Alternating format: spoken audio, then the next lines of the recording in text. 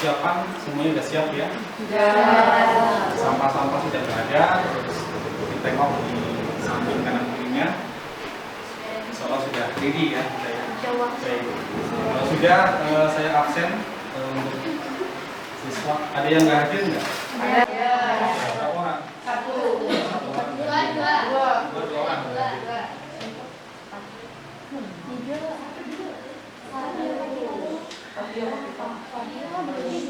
Satu orang siapa? Dua. Sama 14 sama 14. Pak. Ada 3 yang Iya. Kenapa yang sakit? Sakit. Baik, tidak apa-apa. Mudah-mudahan sudah dikasih kesehatan. Baik, anak-anak untuk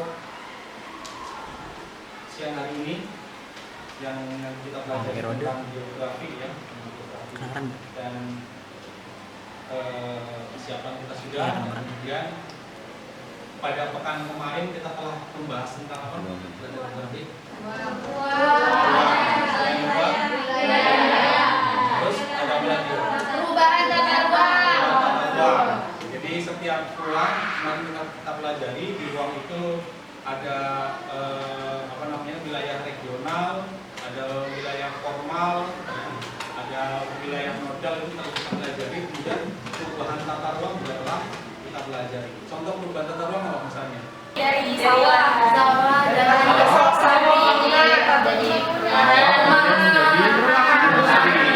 kemudian ada lahan kosong, kemudian berubah jadi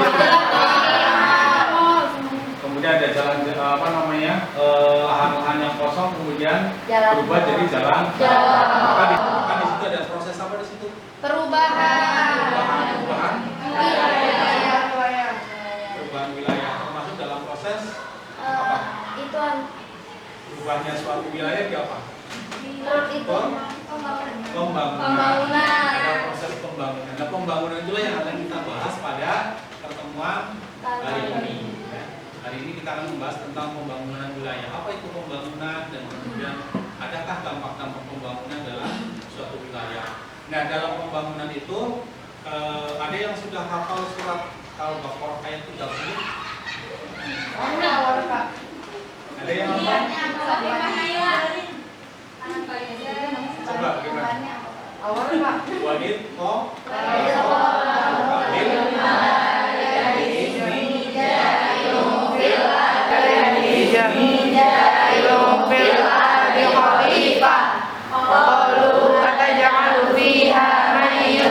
fiha wa yasfiku dima wa nahnu nusabbihu bihamdika wa nuqaddisu lak qala inni a'lamu ma la ta'lamun. Surat Al-Baqarah tadi ayat 30. Di situ ada kata yang namanya khalifah. Apa tuh khalifah? Pemimpin. Selain pemimpin, pengganti. Selain pengganti, pengatur. Sekali pengatur, pengelola. Jadi seorang khalifah, pemimpin itu kan dia mengatur, mengelola. Nah, mengelola itulah yang kemudian akan mengadakan suatu perubahan terhadap suatu kondisi.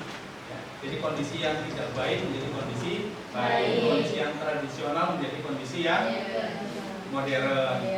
Nah, itulah di situ ada proses namanya pembangunan. Nah, pembangunan itulah dilakukan oleh para khalifah, pemimpin, dan manusia itu dijadikan Allah di muka bumi sebagai khalifah yang bisa mengelola alam, mengelola lingkungan, sehingga lingkungan itu akan lebih bermanfaat kepada kehidupan kesejahteraan masyarakat. Itulah pembangunan ya. Nah, baik. Nah, kemudian dalam pembelajaran pada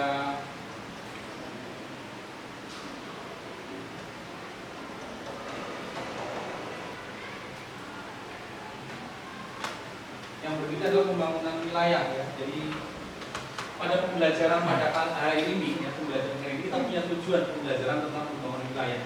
Apa tujuannya?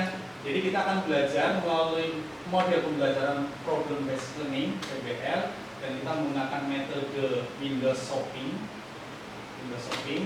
Itu diharapkan nanti siswa atau peserta didik mampu menjelaskan konsep pembangunan wilayah. Kemudian mampu menjelaskan alasan pembangunan IKN. Itu kota negara. Kemudian bisa menganalisis peluang dan tantangan pembangunan IKN dan menganalisis dampak pembangunan IKN serta memberikan solusi terhadap dampak negatif pembangunan IKN dengan tepat serta memiliki sifat mensyukuri nikmat, responsif dan proaktif dalam kegiatan pembelajaran. Pembelajaran ini akan lebih interaktif lagi dan kalian sebagai senternya pusat kegiatan. Jadi nanti posisi guru itu sebagai fasilitator, maka diskusi dan sebagainya itu nanti kalian yang menentukan. Nah, kemudian pemilihan nanti kita ada pemilihan sikap dengan review, kemudian rangkaian presentasi, ya, kemudian dengan pengetahuan evaluasi. Nah, kemudian berikutnya kita masuk ke materi ya, pembangunan wilayah. Jadi pembangunan wilayah itu merupakan upaya yang mendorong perkembangan sosial, ekonomi dan tumbuh secara baik ya, dalam menjaga keberlangsungan kehidupan melalui pelestarian keseimbangan lingkungan, baik terhadap kawasan tersebut maupun antar kawasan. Jadi pembangunan itu mengelola lingkungan yang ada, baik lingkungan fisik maupun lingkungan sosial. Ingat ketika geografi kelas 10 kita bahas bahwa aspek geografi itu ada dua, aspek sosial dan aspek fisik. Jadi lingkungan fisik dan lingkungan sosial itu dikelola kemudian lebih bermanfaat bagi masyarakat ya. Itu aspeknya. Nah, konsep pembangunan itu ada secara etimologi ya, itu pengertiannya. Jadi berasal dari kata bangun, pembangunan dari kata bangun yang ada tambahan pem dan akhiran an. Nah, ini menunjukkan bahwa pembangunan itu mengandung arti aspek fisiologi itu bangun dalam arti sadar ya, atau siuman. Jadi membangun itu prosesnya sadar, ya bukan membangun itu bukan sesuatu yang tidak sadar. Ya. Jadi kalau kita membangun rumah sadar nggak? Sadar. Jadi proses aktivitas yang dilakukan ke kesadaran, bukan kesadaran. Kalau misalnya nggak sadar ya jadi ligo ya, mimpi jadinya itu. Jadi tiba-tiba tidur bangun rumah gitu kan nggak mungkin, lalu pasti ada persiapan, ada perencanaan gitu kan, karena proses yang sadar itu pembangunan. Kemudian ada aspek perilaku ya, bangun dalam arti bangkit atau berdiri itu dalam arti melakukan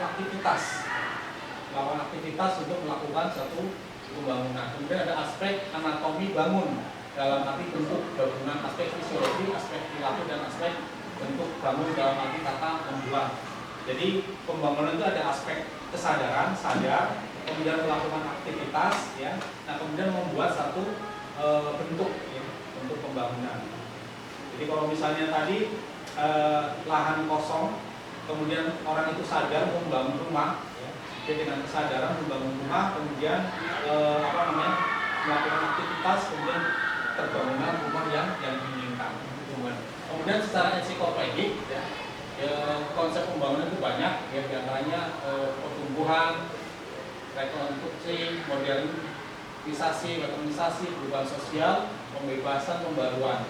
Nah, jadi pembangunan itu biasanya didefinisikan sebagai rangkaian usaha mewujudkan pertumbuhan dan pembangunan secara terencana dan sadar yang ditempuh oleh suatu negara atau bangsa menuju mayoritas dalam rangka pembinaan bangsa atau nation building.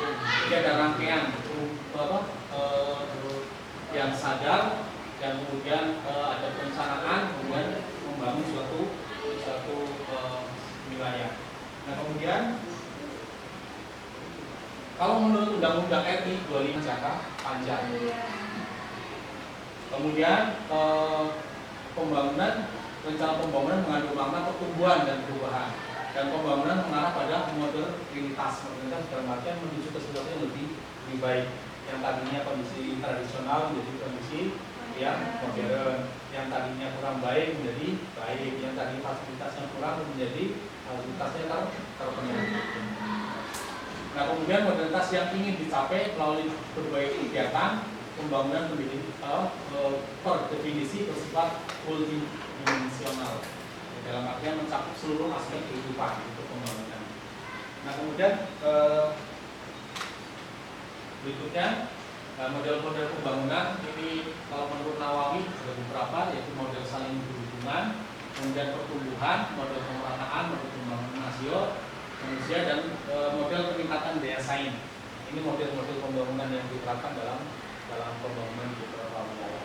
Nah, Indonesia itu cenderung menerapkan model pembangunan pemerataan. Pemerataan, jadi antar pembangunan di apa tidak hanya terpusat di Pulau Jawa, tapi juga di wilayah-wilayah lain itu modelnya. Walaupun mungkin secara real itu belum tercapai sepenuhnya, karena ketimpangan pembangunan masih terjadi di sana sini. Jadi di Jawa itu lumayan drastis pembangunannya, tapi sisi lain di wilayah-wilayah luar Jawa itu masih memprihatinkan. Nah, kemudian faktor penghambat pembangunan yang pertama adalah globalisasi, ya. Kemudian kemiskinan, pengangguran dan ketimpangan itu juga faktor penghambat dari pembangunan. Jadi kalau kita bangun orang yang masih miskin, ya, kemudian banyaknya nganggur, ketimpangan banyak, proses pembangunan akan tercapai enggak? Enggak. Ya. Jadi akan susah melakukan pembangunan. Kemudian industrialisasi, pertanian dan informalisasi ekonomi, kemudian korupsi, kebocoran dan informalisasi ekonomi, kemudian korupsi, kebocoran dan inefisiensi. Nah, korupsi, kebocoran itu juga menghambat tuh adanya korupsi yang besar, korupsi yang tinggi yang dilakukan oleh para pejabat itu menghambat pembangunan. Kemudian utang luar negeri itu juga menghambat, ya, menghambat pembangunan. Jadi dengan berutang ke luar negeri itu bukan kemudian mungkin lancar pembangunannya, tapi kan proses pengembaliannya yang sangat berat. Karena apa, di situ ada bunga utang yang harus ditanggung. Nah, sekarang Indonesia berapa utang luar negeri? 2000-nya. Ya. Udah juga triliunan, banyak sekali utangnya dengan utang-utang untuk pembangunan infrastruktur. Nah, itu kira-kira nanti tinjauannya kita kalian diskusikan dengan diskusi nanti kita. Nah, kemudian faktor lingkungan, ekologi sama birokrasi itu berpengaruh terhadap pembangunan. Nah, kemudian indikator pembangunan dari indikator kuantitatif, ya, dari faktor ekonomi biasanya GMP, gross national product, kemudian ada faktor politik, sosial, demografis dan lingkungan. Itu indikator kuantitatif. Indikator kualitatif itu meliputi gambaran kondisi kehidupan dan kualitas hidup masyarakat. Kualitatif itu enggak dihitung, tapi biasanya dikaitkan dengan kualitas. Jadi kualitas sosial usaha masyarakat kalau misalnya masih kualitasnya masih rendah, ya pembangunannya akan susah. Contoh misalnya pembangunan yang pengawas dari IKN itu nanti kata Menteri Panjaitan itu akan mengambil dari tenaga kerja dari asing, karena dianggapnya tenaga kerja Indonesia belum mampu, belum berkualitas gitu. Itu akan menghambat ya pembangunan. Kita akan membayar ke sana lebih mahal. Kemudian berikutnya relokasi, ya, relokasi sebagai dasar punya sebuah wilayah. Itu ada beberapa, tapi yang biasanya terkenal jadi kedua, ya, teori pusat pertumbuhan dan teori butuh pertumbuhan. Nah, kedua teori inilah yang kemudian sudah dipakai di Indonesia, pusat pertumbuhan wilayah, pakai teori pertumbuhan. Kemudian next, nah ini faktor geografi pembangunan, jadi faktor geografi yang mendukung dari pembangunan wilayah. Yang pertama adalah faktor topografi, jadi ketika kita bangun, faktor topografi juga akan berpengaruh, termasuk nanti mahal tidaknya pembangunan, kemudian desain pembangunan seperti apa kalau bentuk topografinya tidak teratur. Kalau mungkinnya datar mungkin akan lebih mudah, tapi kalau topografinya tidak teratur, tinggi rendah, itu juga proses pembangunan akan agak sulit, ya, harus ada perencanaan yang matang. Kemudian faktor klimatologi, faktor iklim itu juga akan berpengaruh, ya, di dua, ya. Jadi ada faktor iklim yang misalnya kemarau, hujan dan sebagainya itu akan berpengaruh terhadap proses pembangunan. Faktor hidrologi, persediaannya air, ya, air tanah, air sungai dan sebagainya itu akan berpengaruh. Kemudian faktor sumber daya hayati itu juga akan berpengaruh terhadap pembangunan wilayah. Kemudian terakhir faktor demografi atau SDM, yaitu berkaitan dengan kualitas SDM. Jadi kalau kualitas SDM-nya rendah, ya kita pembangunannya mudah, susah, dan kita akan memakai tenaga dari asing. Itu faktor. Baik, next. Nah, kemudian dampak positif dan negatif pembangunan. Satu, dampak positif pembangunan. Pertama itu membuka banyak lapangan kerja. Jadi dengan pembangunan kan lapangan kerja terbuka di tenaga kerja dari masyarakat desa dan apa datang, kemudian kita akan melakukan sebagai tenaga kerja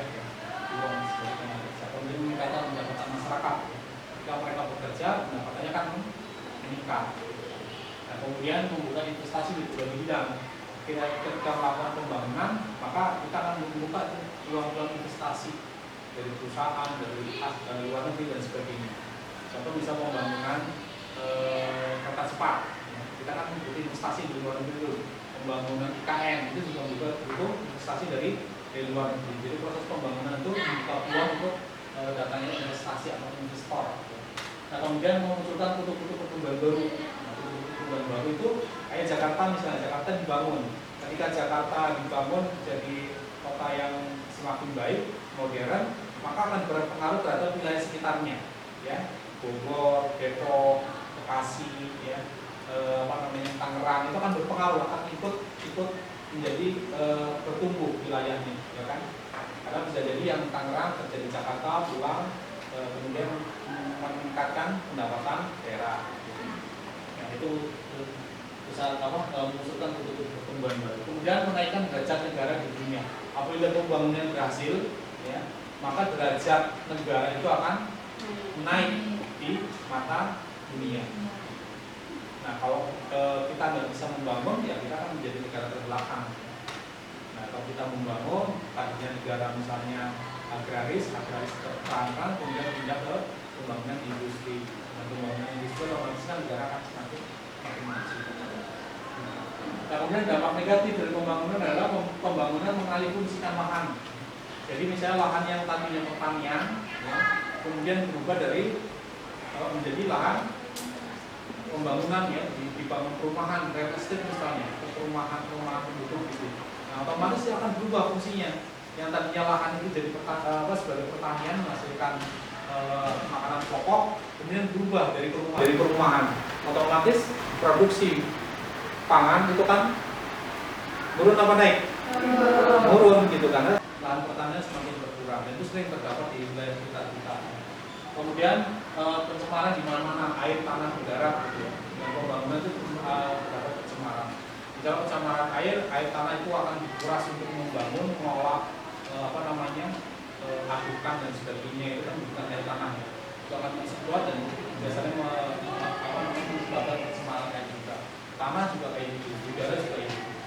Udara contohnya misalnya kita pembangunan, nah kemudian gedung yang kita bangun itu menggunakan kaca, ya. Nah itu akan berdampak terhadap pemanasan sekitar kita. Karena sinar matahari sudah tidak diserap oleh tanah, tapi dipantulkan lagi oleh kaca. Pembangunan yang menggunakan kaca-kaca itu. Kemudian pengaspalan dan sebagainya.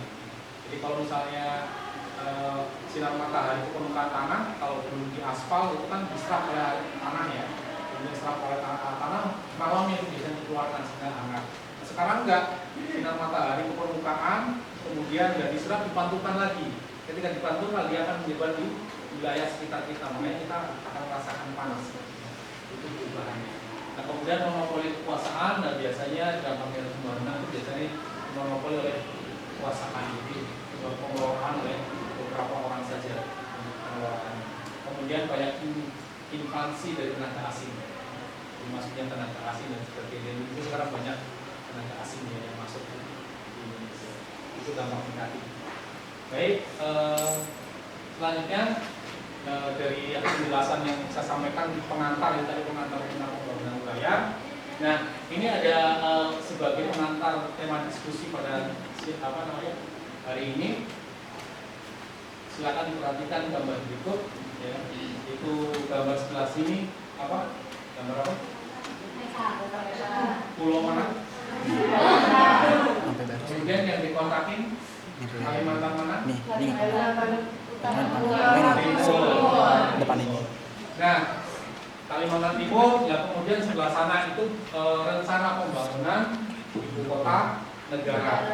Jadi yang tadinya itu lahan itu masih hijau, indah dan sebagainya menghadap pembangunan, kemudian rencana akan dibangun pembangunan yang berubah di sana, ya. Nah, ini jadi pembangunan IKN ibu kota negara. Nah, dampaknya apa? Dampaknya pertama, ya jadi di situ udah ada kampung-kampung, lainnya kampung-kampung yang ada atau mungkin pemukiman masyarakat tradisional akan tergusur, tertinggikan, ya, teralihkan. Itu kan dampaknya itu. Nah, kemudian lihat lahan yang tadinya hijau menjadi lahan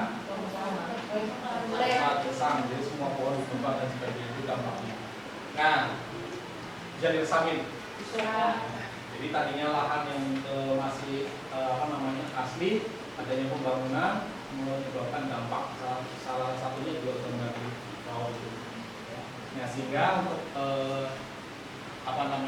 ini juga tema diskusi, ini infografis tentang pembangunan IKN, ya, IKN. Jadi 5 alasan pindah ibu kota negara. Ya, salah satunya ini populasi terlalu padat di Jawa, kontribusi ekonomi pada PDB, kemudian krisis air bersih, pertumbuhan urbanisasi, ancaman bahaya bencana alam. Nah, kemudian ada beberapa prinsip ibu kota negara di situ, nanti bisa kita baca lagi. Kemudian ada infografis tentang pro dan kontra kepindahan ibu kota negara. Jadi tadinya di Jakarta, kemudian pindah ke Kalimantan, sana akan dipindahkan, itu belum pindah ya, tapi sudah proses pembangunan. Itu ada pro kontranya di situ. Baik.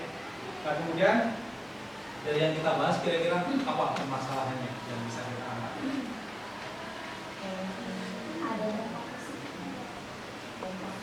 Tentang pembangunan. Apa kira-kira? Pertama tentang konsep pembangunan. Yang kedua dampak pembangunan IKN. Dampaknya pembangunan IKN. Kemudian pembangunan IKN ada tantangannya enggak? Ada. Ada risikonya enggak? Ada. Itu nanti akan kita diskusikan. Nah, inilah yang akan nanti kita diskusikan dalam diskusi kelompok nanti. Yang pertama adalah tentang apa itu pembangunan wilayah, dari kita bahas ya. Kemudian teori pembangunan wilayah yang cenderung diterapkan di Indonesia. Jadi ada ya, teori pembangunan. Kemudian alasan-alasan apa yang menyebabkan adanya pembangunan di IKN. Ya. Kemudian berikutnya bagaimana peluang dan tantangan yang akan dihadapi oleh IKN. Kemudian bagaimana dampak yang ditimbulkan dari pembangunan IKN terhadap kondisi lingkungan. Nah, kemudian terakhir yang kita diskusi adalah bagaimana solusi yang tepat terhadap dampak negatif yang ditimbulkan dari pembangunan IKN. Itu yang akan kita diskusikan. Ada pertanyaan sama sini?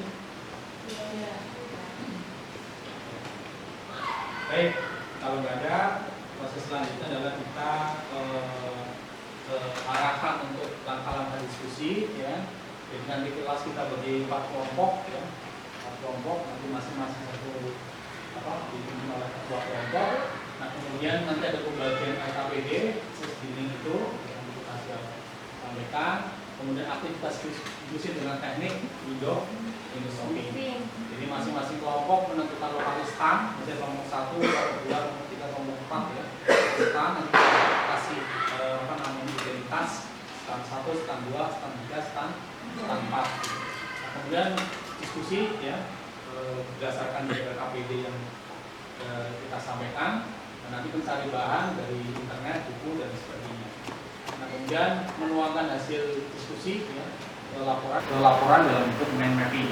Kita pakai aplikasi Simple Mind. Itu nanti bisa kita gunakan. Nah, kemudian untuk window shoppingnya nanti setelah diskusi ya, kemudian kita akan melakukan window shopping, yaitu 2 orang jaga di standnya atau 3 orang jaga di standnya, nanti yang 2 orang keliling ya, ke masing-masing kelompok untuk jual beli informasi. Beli yang beli informasi, bukan jual beli yang jual itu yang standnya, tapi yang datang itu beli informasi. Informasi apa kegiatan tema diskusi. Nanti informasi itu dikumpulin, setelah semuanya giliran selesai, kemudian datang kembali lagi ke kelompoknya, kemudian perbarui hasil diskusi awal. Ya, diskusi awal diperbarui dari informasi dari stand-stand yang lain. Nah, setelah itu setelah membayangkan atau memperbaiki hasil diskusi pertama, maka presentasi dari masing-masing kelompok. Jadi setelah itu presentasi, kemudian nanti laporan diupload di diskusi grup. Itu langkah-langkahnya untuk diskusi. Baik, paham? Baik, kalau kayak gitu kita lakukan pengelompokan kita di kelompok. Silakan.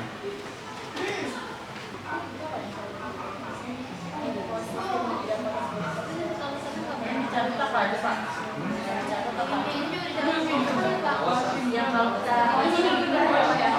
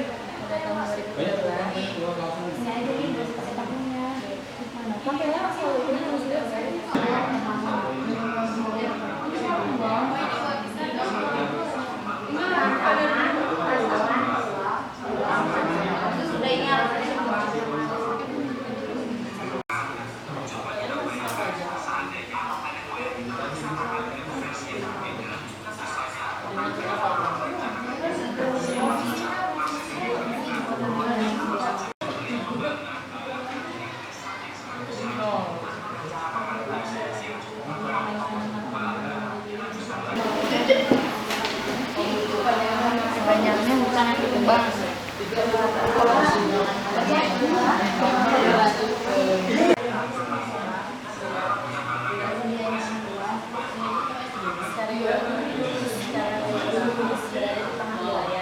Untuk kemajuan Indonesia, kemajuan teknologi, potensi sosial.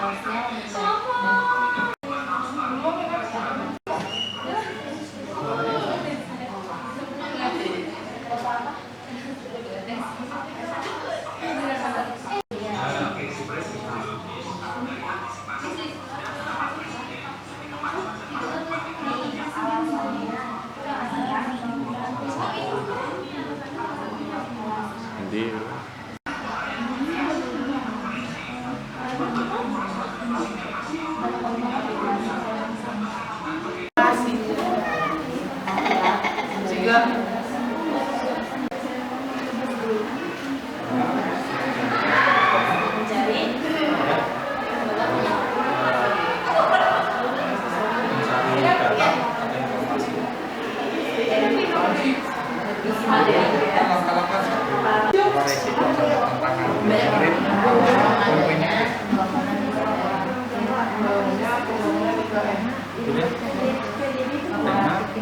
identifikasi masalah, mencari data atau informasi,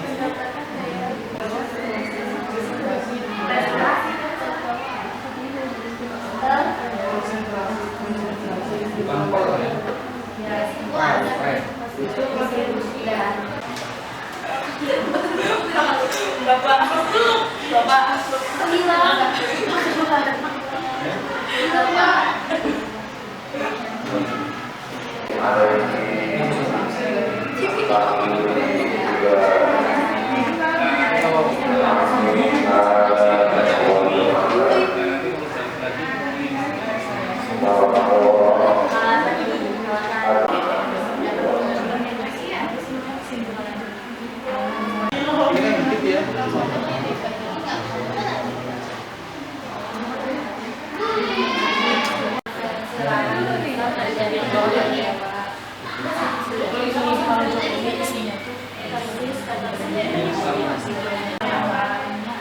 Masalahnya biasanya di Jakarta di pesawat harus dipindahin kan banyak tuh alasan.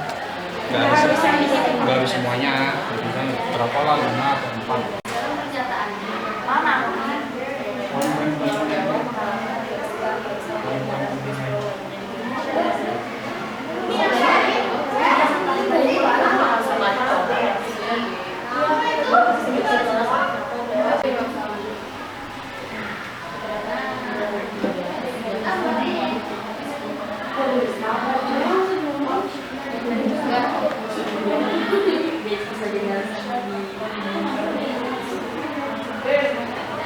Banyak tuh poin-poinnya juga langsung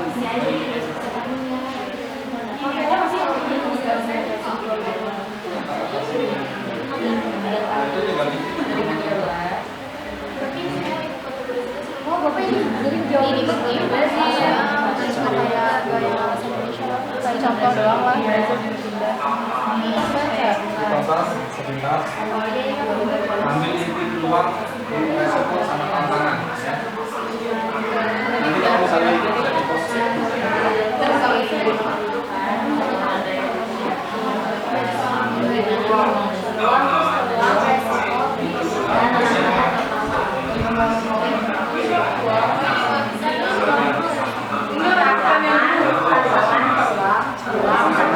Sudah ini yang bisa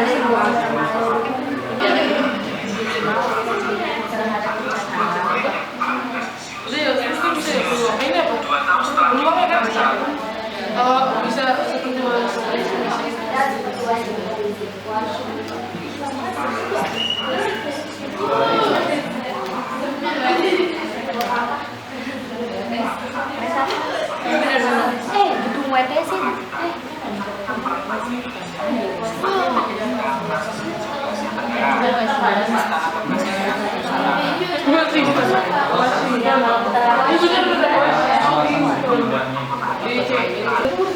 Jakarta sering banjir, terus sumber air bersihnya udah berkurang, ledakan penduduk banyak, pemerataan pembangunan belum, terus di Jawa juga belum pembangunan.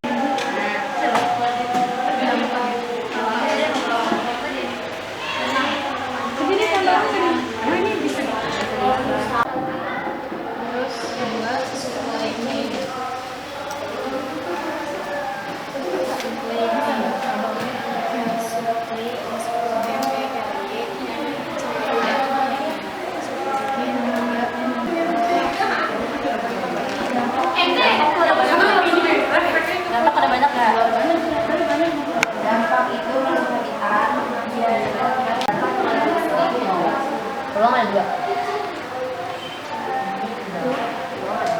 2.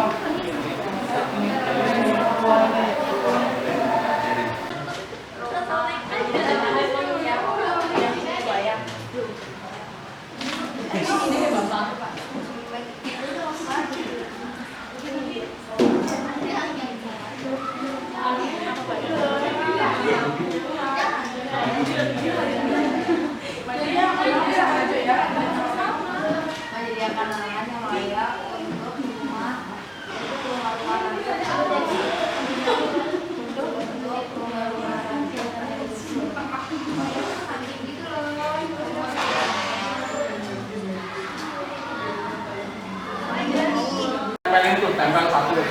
tempel satu gitu. Oh, yang Gitu ya. Jawabannya nggak usah dulu, udah sore. Lainnya aja. Itu kan foto-foto kan? sistem alam. Jangan dulu. Jangan gitu ya, tinggal dulu. Ya, sekarang masih ya. Udah terwujud belum? Ini ente pasti belum terjawab. Baik, silakan. Sini. Ada yang tidak jawab. Ayo. Ayo bisa. Jawabannya pokoknya banyak. Dapat warna hijau. Kok gitu sih? Enggak, kita dapat punya mereka. Apakah IKF bisa berhasil terwujud? Bisa. Bisa. Udah bisa jawab. Mana ambil notesnya ya? Dijelasin. Mana jawab bisa doang. Dijelasin. Tulis.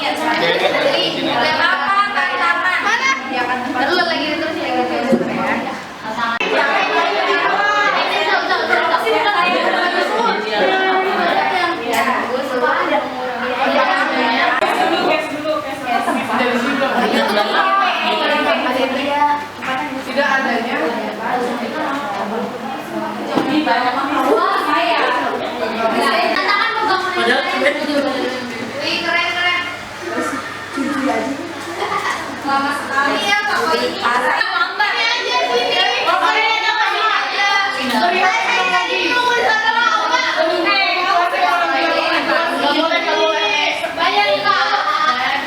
Udah supply time.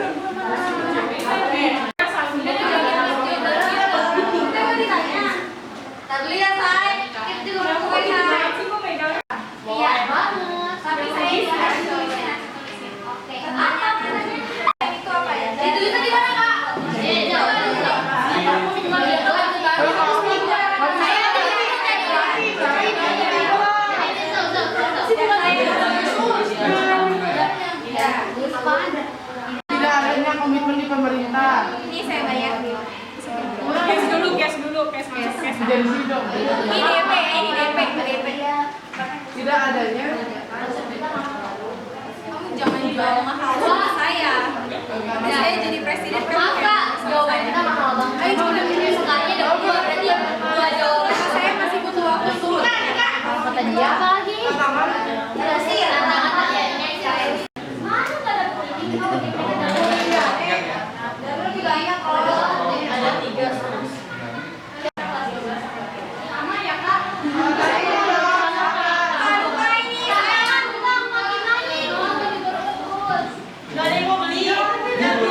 Yang datang. Ini udah dapat.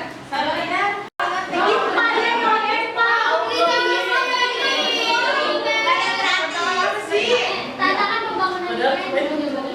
Wih, keren. Lama sekali ya toko ini. Saya menyesal. Bayar 5. Udah supply time. Kalau nanti kembali ke kelompok, kalian diskusi lagi, kita stop sebentar, habis itu nanti kita presentasi. Presentasi paling 5 menit, 5 menit. Peluang ada 2. Ruang.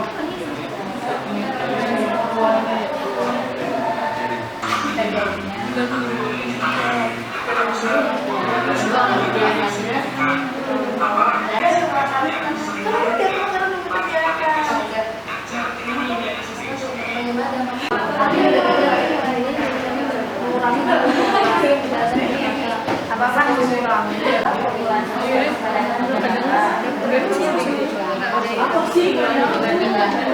krisis air gitu bos. Krisis air. Ya udah terus kita tahu. Gimana sih?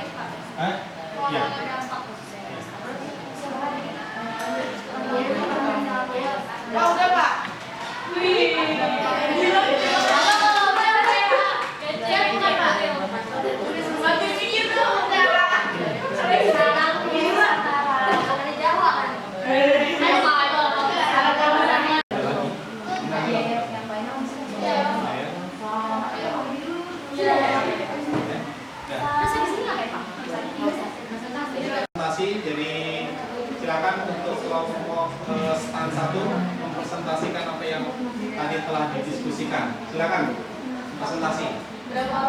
Assalamualaikum warahmatullahi wabarakatuh. Waalaikumsalam warahmatullahi wabarakatuh.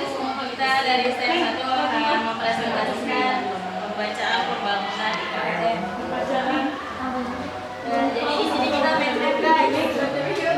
Ada alasan, resiko, tantangan, dampak positif dan dampak negatif. Kalau di sini dari kita alasannya itu ada dua, tersedianya lahan yang luas dan minim terhadap bencana alam. Jadi kenapa bisa memilih Kalimantan? Karena terdapatnya lahan yang luas.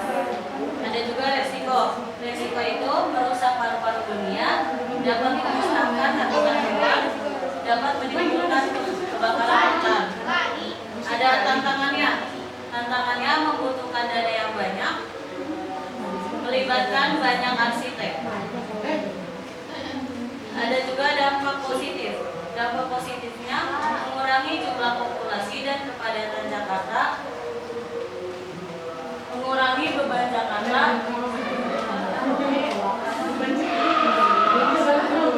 pemerataan ekonomi. Dampak negatifnya membutuhkan lahan luas dan membutuhkan biaya yang banyak. Jadi ini contoh pembangunan IKN dari stand 1 ya teman-teman. Baik, yang lain mau ada tanggapan? Silakan ya, stand 2. Ayo. Nggak ada. Ada yang ingin menyanggah? Stand 3. Baik, bisa diterima. Ada yang ingin ditambahkan? Stand 4. Apa ada yang ingin ditambahkan? Kita kesinilah paling. Ya. Beban Jakarta beban kayak gimana? Beban Jakarta seperti beban penduduknya. Penduduknya padat. Jakarta juga beban. Kalau yang ini beban orang tua mana? Banyak ini nih. Ya, nggak ada. Udah itu. Ya, tutup. Nah, sekian dari kita. Assalamualaikum warahmatullahi wabarakatuh. Baik, ada perwakilan lain? Satu lagi. Siapa? Ayo pakai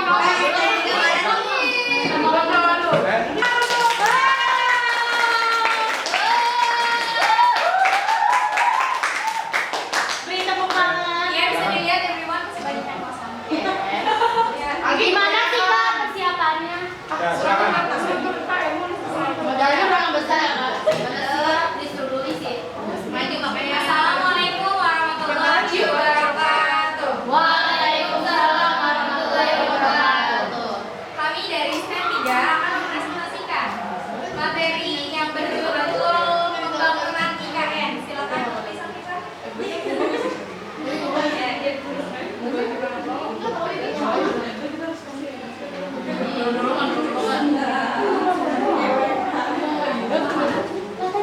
Jadi pembangunan IKN itu ada tantangan, peluang, resiko, dampak, alasan, dan solusi. Nah, tantangan yang kita ambil itu ada tidak adanya komitmen dari pemerintah, terus supply chain sama pendanaan APBN. Terus peluang yang kita dapat itu silakan. Jadi peluangnya banyak proyek paling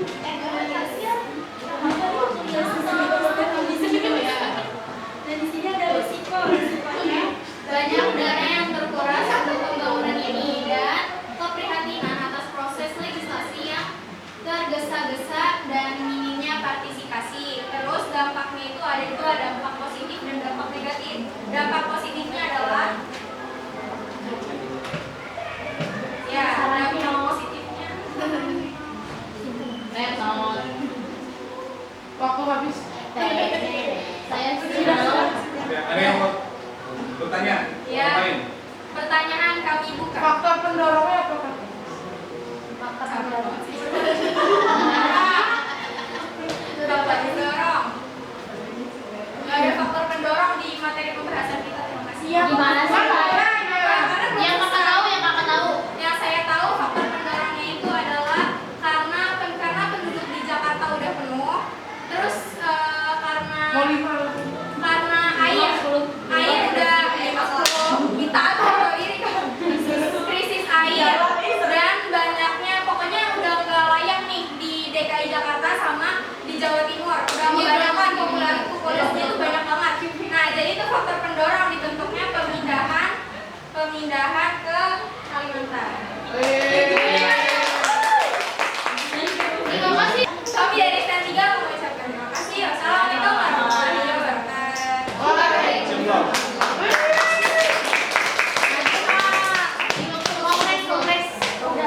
Baik itu ya untuk presentasi, dan saya rasa semuanya sudah didapatkan alasan-alasan sebagai kesimpulan, alasan-alasan kenapa ada pembangunan IKN. Beberapa yang telah saya sebut masuk kondisi Jakarta yang dimungkinkan, ya baik secara fisik maupun secara sosial atau secara demografi pertumbuhan, kemudian pemerataan pembangunan dan sebagainya. Kemudian faktor dampak atau pengaruh dari pembangunan IKN ada dampak positif dan dampak negatif. Kemudian untuk rintangan, tantangan, peluang itu mesti tetap ada, ya. Jadi salah satu rintangan, tantangan itu biasanya untuk anggaran biaya pembangunan sangat besar dan itu butuh investasi, dan biasanya kalau nggak mampu biasanya larinya ke pinjaman ke luar negeri. Itu yang jadi kendala. Jadi itu untuk diskusi pada siang hari ini, ya, mudah-mudahan bisa terlaksana, bisa membawa kebaikan, dan kita paham tentang apa yang kita diskusikan dari awal, ya, tentang konsep pembangunan IKN, faktor pengaruhnya negatif maupun positif. Baik, untuk berikutnya ada link Google Form, ya, silakan kalian kerjakan sebagai tes. Ya, langsung.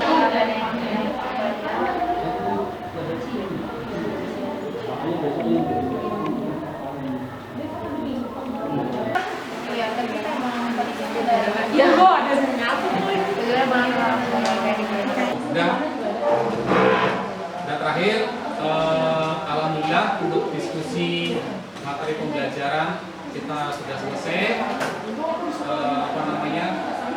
Nanti saya minta untuk memberikan pesan dan pesan pembelajaran ini yang susah, tantangan-tantangan nanti bisa kalian sampaikan, ya. Oke, kesannya dari pembelajaran kali ini tuh seru, terus nanti buat laris time buat kita, maksudnya pembelajaran beda lah gitu kali ini. Jadi ya sih kita happy gitu, cuma mungkin karena kita masih amatiran, jadi kita kurang waktu, atau enggak kita yang terlalu lambat sih emang. Akhirnya oke ya udah. Pesannya beda, pesannya nggak ada.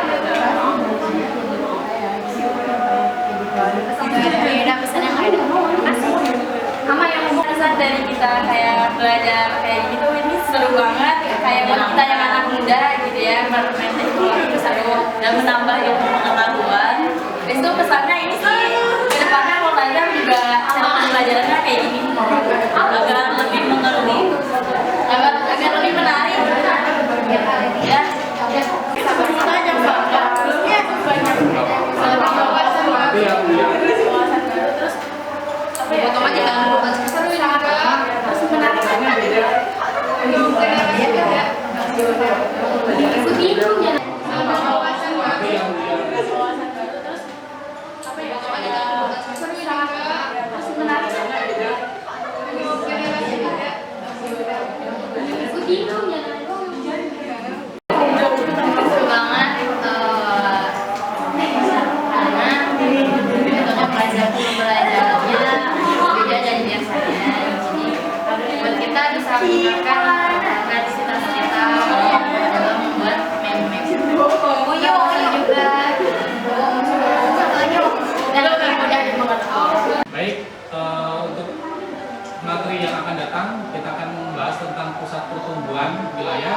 dan salah satunya kita besok akan membuat peta pertumbuhan wilayah dengan Excel, dan itu sangat gampang sekali dan nanti akan menarik. Kalau kalian bisa, nanti kalian bisa jadi pembelajar yang baik, ya, bisa memahami materi-materi dengan baik. Baik, untuk penutup kita akhiri dengan baca hamdalah. Alhamdulillahirabbil alamin. Geografi